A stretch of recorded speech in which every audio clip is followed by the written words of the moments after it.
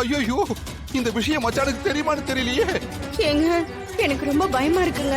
எனக்கு இப்பவே வயித்துல புளிய கரைக்குது. இப்ப என்னங்க பண்றது? ஏய் பத்மா, மச்சான பக்கச்சுக்கிற பொம்பளை எப்படி நல்லவளா இருப்பா?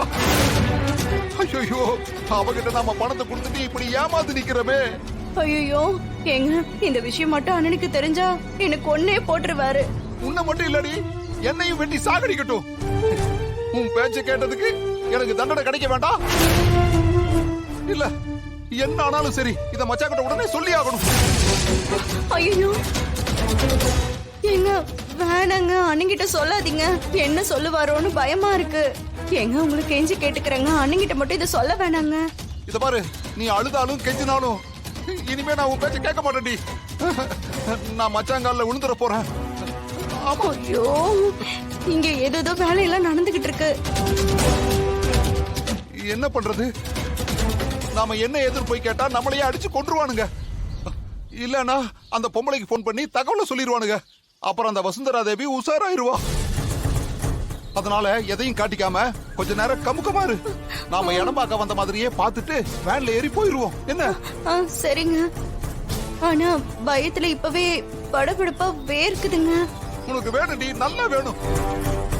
என்னம்மா அங்கேயே நின்னுட்டீங்க? வாங்க உள்ள போய் பார்க்கலாம்.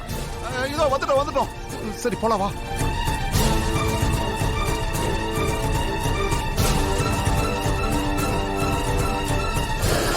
ஏங்க பாக்குறதுக்கு என்னங்க இருக்கு? எல்லாமே காடா தானே இருக்கு. உங்களுக்கு எந்த இடத்துல பிளாட் வேணும்னு டிசைட் பண்றதுக்கு தான் இங்க வர சொல்லியிருக்கோம்.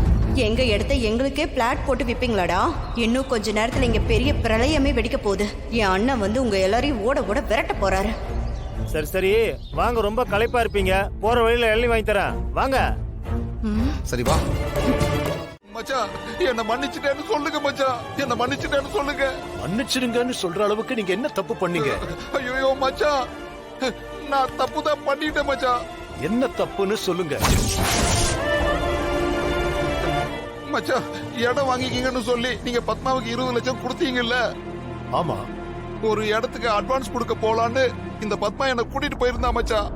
நான் பத்மா பார்வதி 3 பேரும் போனோம். அந்த ரியல் எஸ்டேட் கம்பெனிக்கு போய் பார்த்தா உங்ககிட்ட வந்து சவால் விட்டுட்டு போனால அந்த வசுந்தரா தேவி, அவ அங்க இருந்தா மச்சான். அங்க போனதுக்கு அப்புறம் தான் அது அவளோட கம்பெனின்னு எனக்கு தெரிஞ்சது மச்சான்.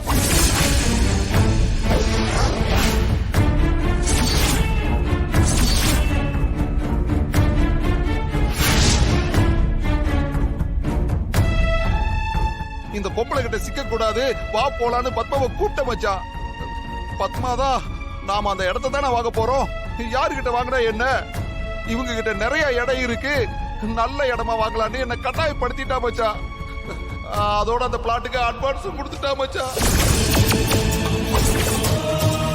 அப்ப நான் மச்சான் கிட்ட ஒரு வார்த்தை சொல்லிடலான்னு அந்த ஆபீஸை விட்டு வெளியே வரும்போது இவகிட்ட சொன்னேன். ஆனா இவ அண்ணன் கிட்ட சொன்னா என்ன திட்டுவாரு. முத இடம் வாங்குறோம், அத வாங்கினதுக்கு அப்புறம் சொல்லிக்கலாம் அப்படின்னு கண்ணை கசக்கிட்டு நின்னா மச்சான். அதான் அப்ப சொல்லாம விட்டுட்டேன் மச்சான்.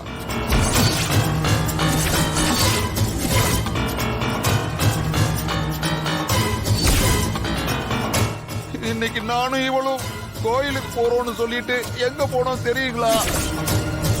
வாங்க போற இடத்த சுத்தி காட்ட அந்த கம்பெனிக்காரங்க எல்லாரையும் வேன்ல கூட்டிட்டு போனாங்க. அங்க போனதுக்கு அப்புறம் தான் தெரிஞ்சது மச்சான். என்ன?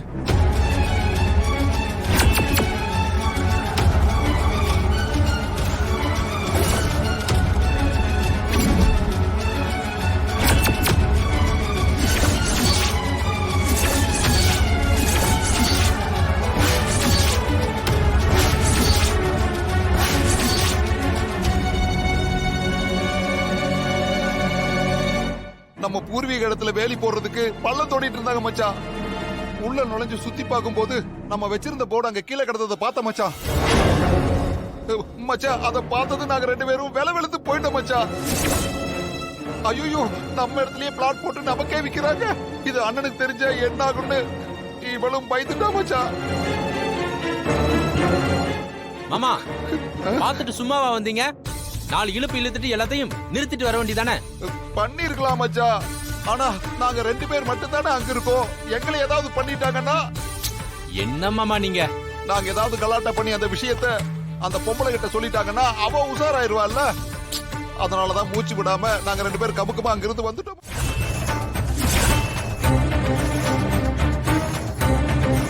என்னப்பா இது? அந்த பொம்பளை இவ்வளவு மோசமா இருக்கா? நம்ம இடத்துல அவங்க எப்படி கல்லு உண்ண முடியும்? அவங்களுக்கு என்ன உரிமை இருக்கு?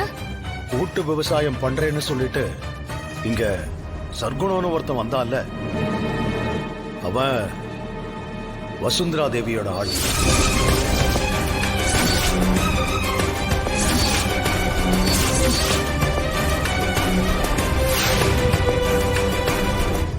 அத மாயா, சீனு, தனாலாம் கண்டுபிடிச்சிட்டு வந்து என்கிட்ட சொன்னாங்க. இத உங்ககிட்ட சொன்னா நீங்க பயந்துருவீங்கன்னு தான் யார்கிட்டயும் சொல்ல வேண்டாம்னு சொன்னேன்.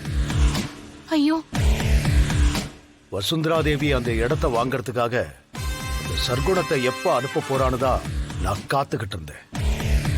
தந்திரமா அவனை அனுப்பாம என்ன அவ இடத்துக்கு வர வைக்கிறதுக்கு இப்படி ஒரு காரியத்தை செய்யணும். அது எப்படிண்ணே? அட்வான்ஸ் பணத்தை கொடுத்தா அந்த இடம் அவங்களுக்கு சொந்தமாயிருமா? அண்ணே, நம்ம இடத்துக்கு வேலி போறதுக்கு அவ யாருண்ணே? அக்ரிமெண்ட் எழுதி கொடுத்திருக்கோம்ல, அந்த தைரியத்துல தான் அவன் இப்படியெல்லாம் பண்றான்.